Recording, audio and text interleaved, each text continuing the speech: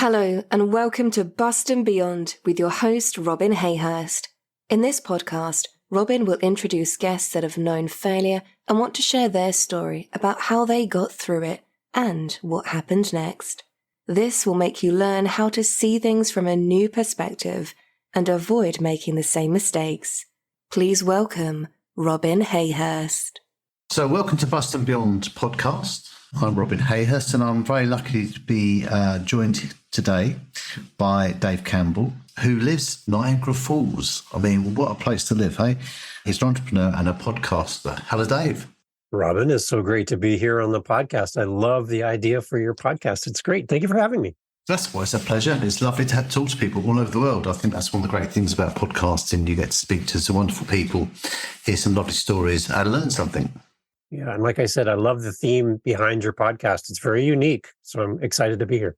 That's fantastic. So you set up a business. You were telling me about it in our pre-meet. Let's go back to the beginning. What made you what's your background? How did you get into the business you were doing? My wife and I opened a business called Upcycle Canada. So instead of recycling, where plastic turns into plastic and glass turns into glass, we have Upcycle Canada. So we take something that somebody doesn't want and we turn it into something new. The idea for the Upcycle Canada was really actually a result of the fact that I had left a full-time job in Toronto, which is about 2 hours from my home. So I was doing 4 hours of commuting every day, Monday to Friday, back and forth to work for about 10, 12 years. And I was getting tired of driving that far. I wanted to do something in my community. So I ended up taking some part-time jobs. My wife and I had 6 part-time jobs between us. So she had 3 and I had 3. So 6 part-time jobs. Sometimes we would do 3 jobs in one day and go through our day and do these. So we needed a little bit of extra money in our home for our children, for dentistry and medicine and groceries. So I was contemplating getting a 4th job, which would have been 7 total. And I just went to my wife and said, you know what, we got to do something from home. Is there something we can do? So with no tools, no training, we came up with the idea of taking stuff that was free, that we could salvage, make something new out of it, and then sell it. And that was the idea for Upcycle Canada. So we've been side hustling since 2014. So we're coming up on 10 years now. Okay, so can you give me an example of what you've upcycled? What did you take and what was the end product? Yeah, so like a piano, for example. We would take a piano and take it all apart. We would take the keys and make something out of the keys, all the wood. We can turn that into something, whether it's a shelf, piece of furniture, a sign. And some of the things we've done is at Christmas last year, we had a lady come in and she had parts of an organ from her grandfather. And there was a story behind the organ. There was a scratch done by one of the grandchildren on the side of the organ. And she asked me to make Christmas presents for the entire family from this organ that was all disassembled. So she gave us a list of ideas and we made stuff, including keeping the scratch so that that part went to one of the kids that was now an adult. They got something with the scratch they made when they were a child on great-grandfather's organ. That's a lovely thought. Actually, when you first said organ, I was thinking heart, liver. So, but nothing medical. Yeah. No. But yeah, no, that sounds. Yeah. So you can take something that perhaps has memories for people and turn it into something that still has memories for people. So that's a nice thing to do. So you started doing this. So what was your journey to start doing? When was that? Yeah, so we started it back in 2014.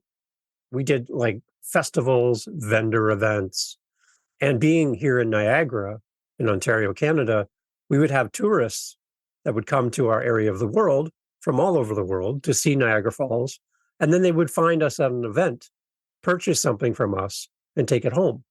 So I have products now in Japan. I have products that have been made in my shop that are in the UK, Mexico, Australia, and people would buy our stuff and take it home with them.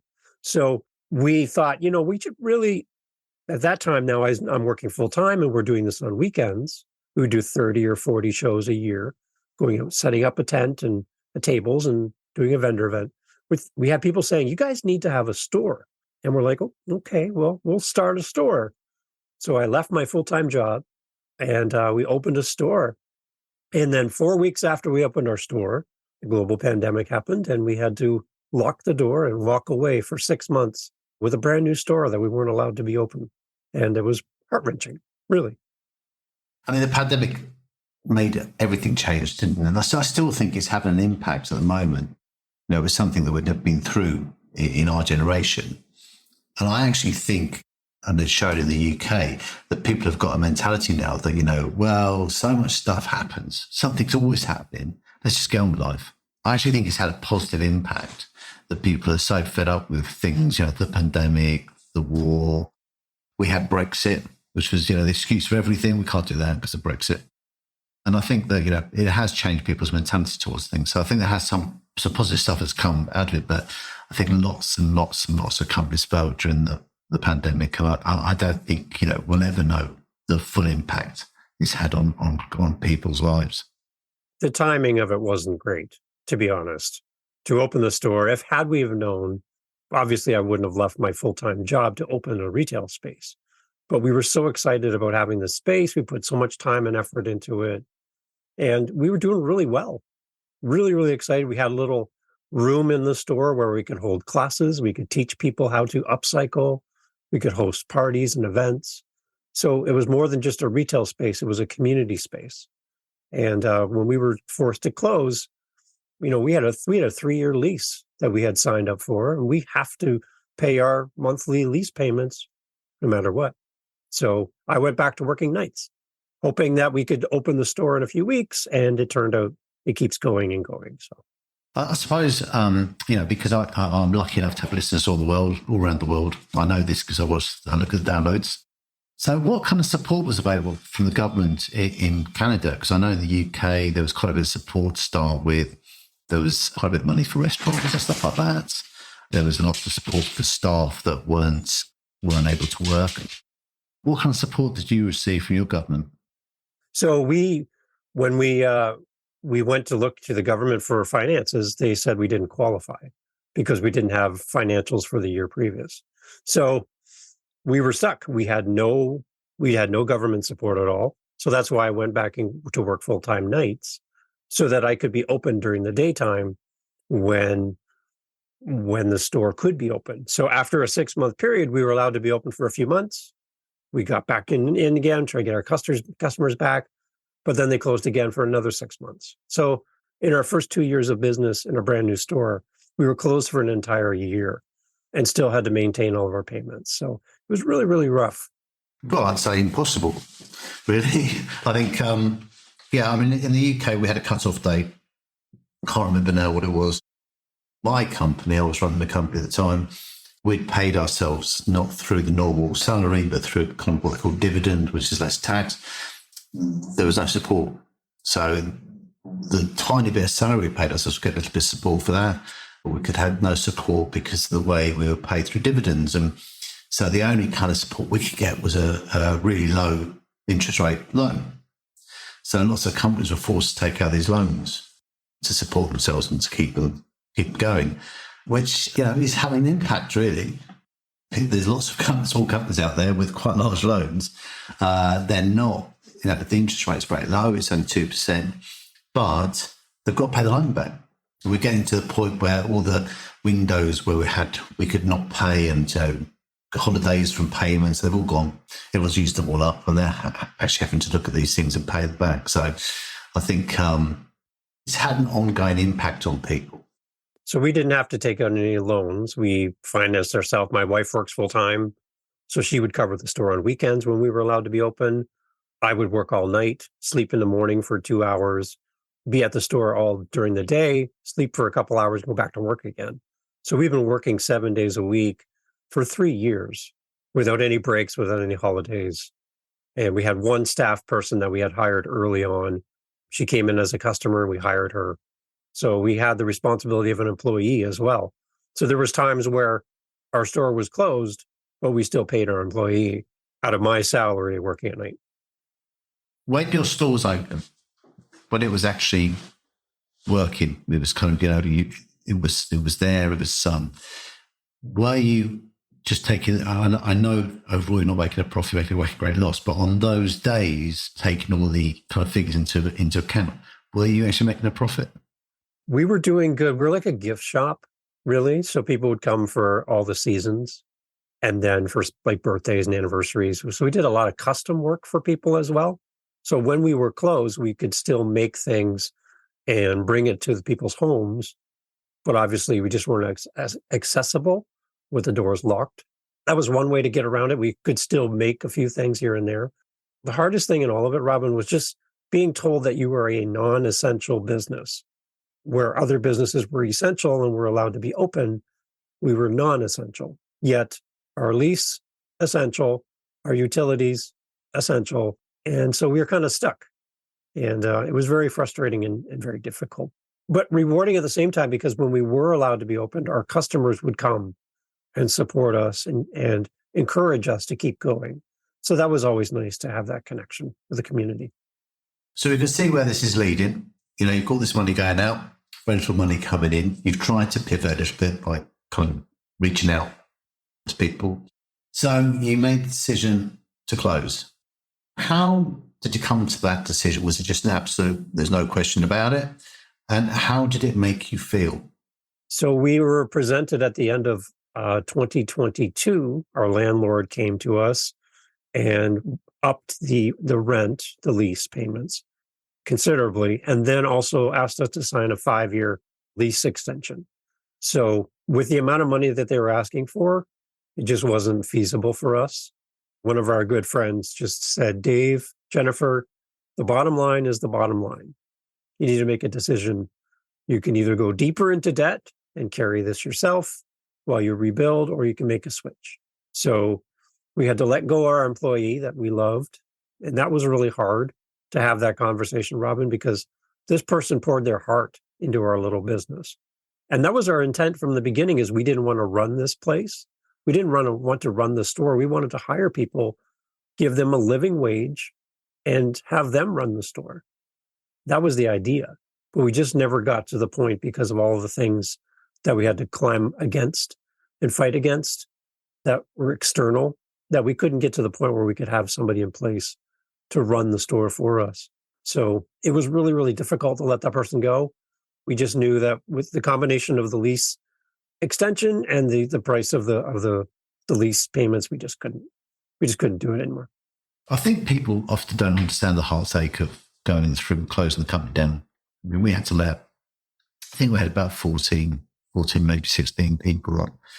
And I remember pulling them all into the office, and I went with my father, and I decided to take the lead on it because I felt it was my fault. It was a kind of, I felt that I had to take the pain.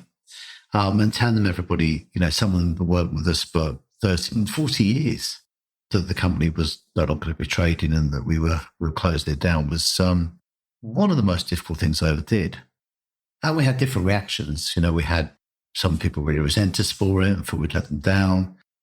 A couple really understood, but also people that I felt really supported during the entire working for us, and I felt aggrieved by our decision and looked as if, I felt we'd done it on purpose or something.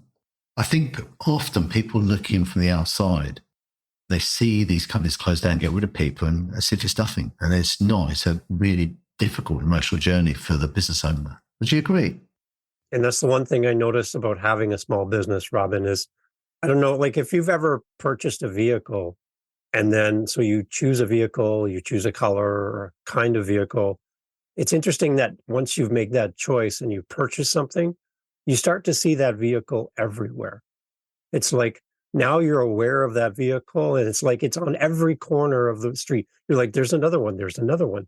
And I think for a small business owner, you become blind when you don't have a small business about all of those small little shops, all those family-run businesses that are there, and they're the fabric of our community. And you just ignore them. Sometimes you walk past them when you walk downtown or through the streets, and you don't even go in, and you don't even know what they do. But as soon as you have a small business, you start seeing them everywhere, just like you see a vehicle that you've purchased. And it makes you stop, and it makes you go into these little places. And even if you don't buy anything, just to be aware of all of our local businesses and how important they are to our community and to the finances of our country. these are the people that are essential, I would say. And I don't think any small business should be deemed non-essential, as we were.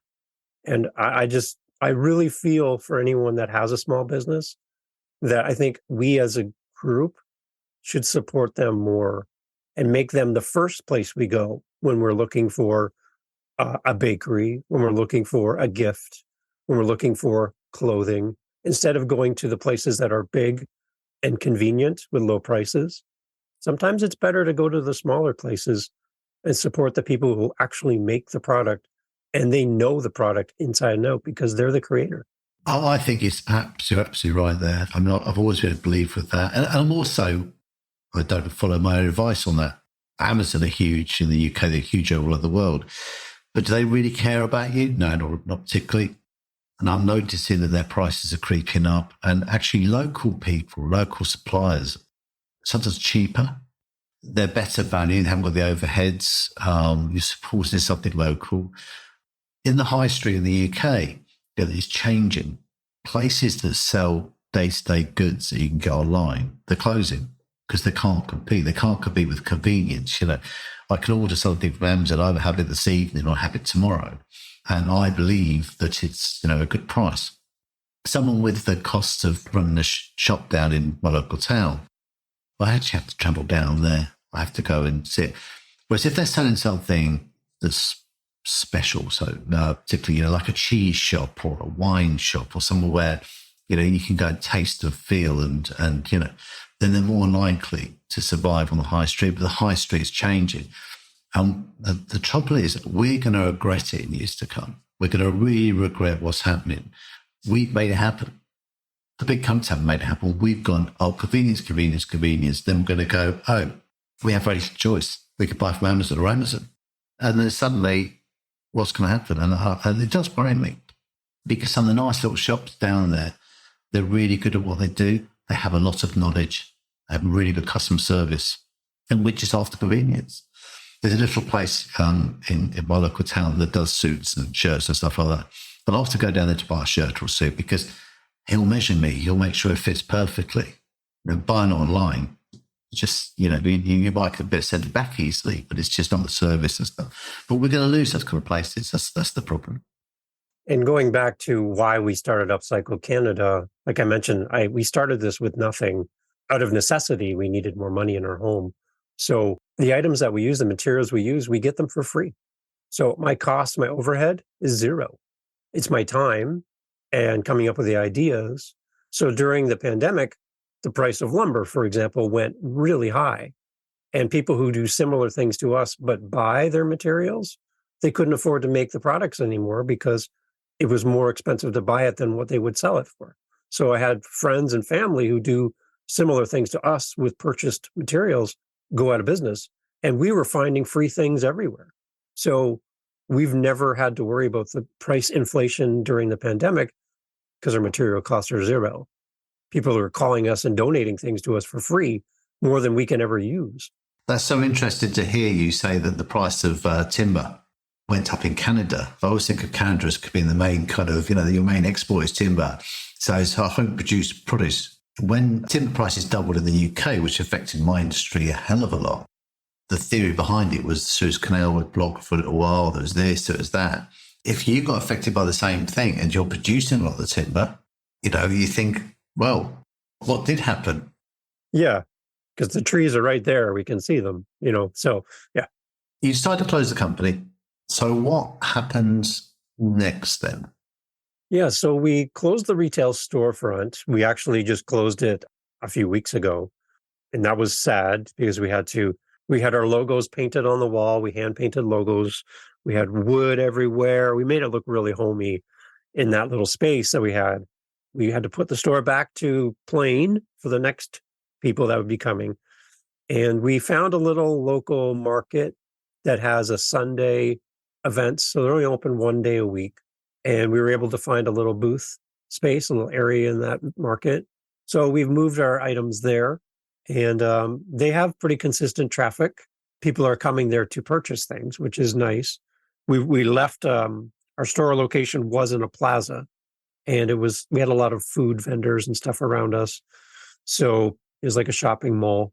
So people would come and walk the mall, but not everybody was coming for what we had. So now we're in a better place, and our overhead is less. And so my wife right now is running that space every Sunday.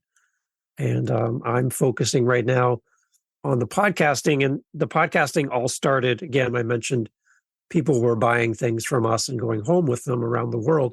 So during the pandemic and while we were closed, we thought we would do a podcast to talk to our audience and our customers around the world.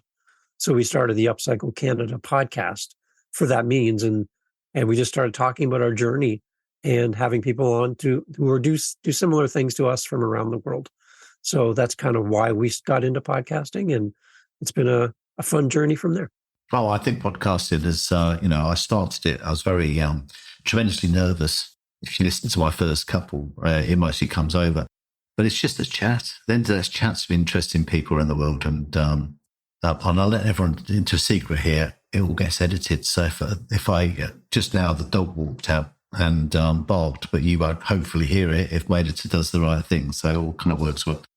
You've moved on and you started doing the same thing. What's your plans for the future then for Upcycle Canada? I love hearing you say the name of my business. That makes me happy. We are going to continue with the market. We will go back into our side hustle mode, which we had previous to having the storefront.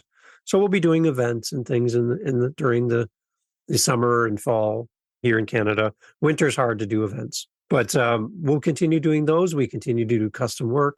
One example for you is we created a little sign for someone's house, and we made that here on our kitchen table in our home.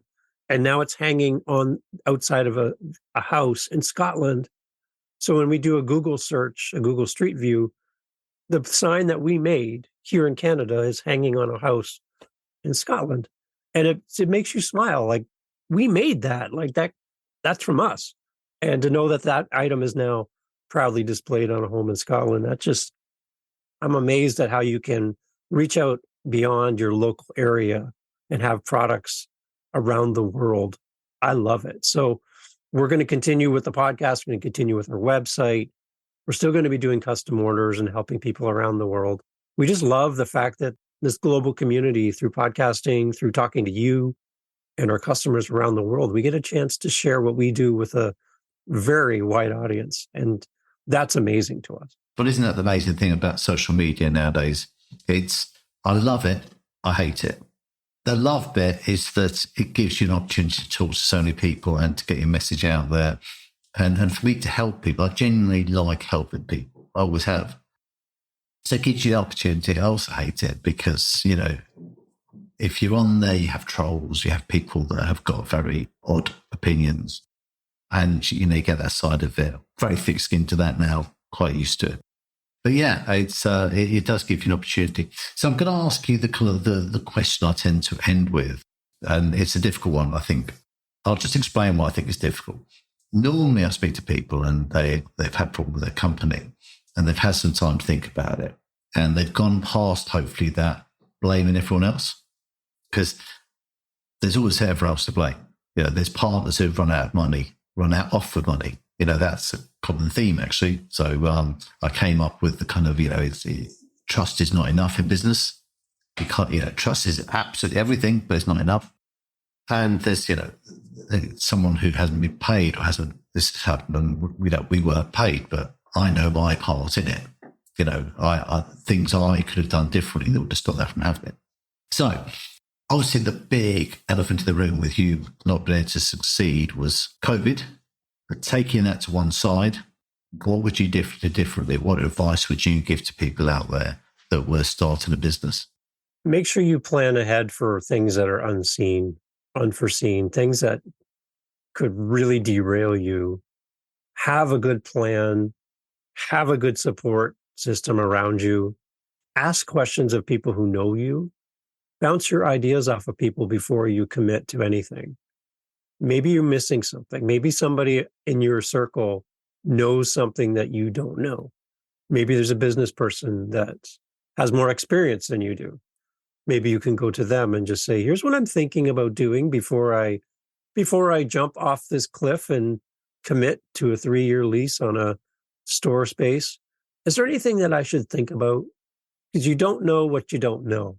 And at the same time, though, I would say don't let your lack of knowledge keep you from taking a leap of faith. Because if you never try anything, you'll never fail because you never tried anything. But if you never try anything, you'll never know the victory of success.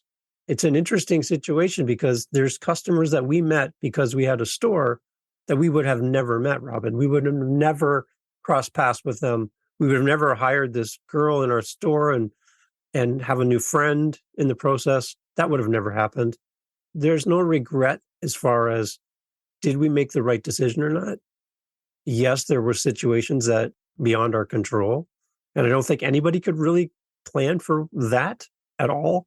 You just need to have your eyes wide open when you make a decision like this, especially when it involves your personal finances, when you are going to carry this yourself. Again, we didn't qualify for any loans, so we had to run this ourselves.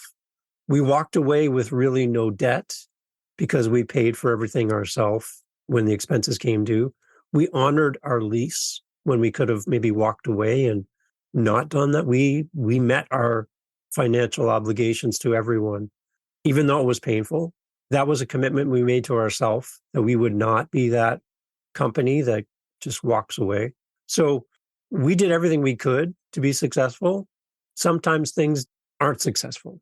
And if you think about every person in this life, Robin, that's ever failed, anybody in sports, an actor, a musician, every time they tried something new, they didn't succeed. They had to practice. They had to take a chance and they would fail. So I like the idea of take a chance. And if it fails, learn something, adapt, grow, and keep going forward. Don't stop. No matter what your idea is, you have the strength to create an idea. You have a strength to execute the idea. So just go. I think I read somewhere, don't change the idea, just change the plan. The two things I take from that is, one, the point about working outside your comfort zone, imposter syndrome, all that kind of stuff, all kind of, if you don't battle that, and I've battled that my whole life, if you don't battle that and get into that uncomfortable zone, you're really not going to make the most of your life. So you've got to get out there and do that. I've done that every day. And in fact, something about me enjoys it. It scares me. That's quite important. The other thing, and I keep saying this, and I remember when running my company, I used to say to my people, I'd rather you make a wrong decision than no decision. I know that sounds counterproductive, but sometimes sitting still and doing nothing is the worst thing you can do. Whereas if you're making a decision, you might think it's the wrong decision, but the likelihood is it is one of the right decisions that you can make. There's more likelihood of that being right than wrong. It's a bit like that thing, if you find someone who makes no mistakes, they're actually not doing anything at all. They're standing still. So you've got to make mistakes. You've got to learn from those. And difference between failure and success, and this is really important, is success just means that you get up one more times than you fall over. That's all it is. And believe you me, you will fall over. Just imagine a sports figure standing up in front of the fans, and instead of reading off all of their accolades of all the good things they've done, they read off all of the failures that sports figure has ever made, all of the misses, all of the mistakes. Let's just give you a whole list of all the things that Robin's done wrong in life instead of all the good things that Robin's done. It might be a little sobering to hear your favorite sports star, movie star, musician, how many times they failed to get to where they are. I can tell you now, she'll kill me for saying this, but she doesn't listen to my podcast. My wife has got a very long list of things I do wrong. So I'm aware of all of them. But yeah, I think you're absolutely right. And I think we need failure to get the success. We focus on success, but we need failure. And if you look at anybody who's done really well in business, they've had failures. And most of them aren't very vocal about them. So you don't learn about it. And really, that is the whole thing behind this podcast. So it's about saying, look, we failed, but, we've got up, we've got on, and look, we've made success from that. And we've actually learned something. We might fail again. It might happen again, but we're going to learn from that. We're going to move on. And I think that's really important. Well, thank you ever so much for your time. It's been lovely meeting you, and hopefully we're going to keep in touch. Robin, I love being on your podcast. Again, I love the idea behind your podcast, and I've been listening to your episodes. I love your guests, and I feel so honored to be part of the circle here in your podcast. Thank you for making time for me. Well, thank you for being here. Thanks for listening to Bust and Beyond with Robin Hayhurst. Be sure to tune in next time and visit his website at robinhayhurst.com.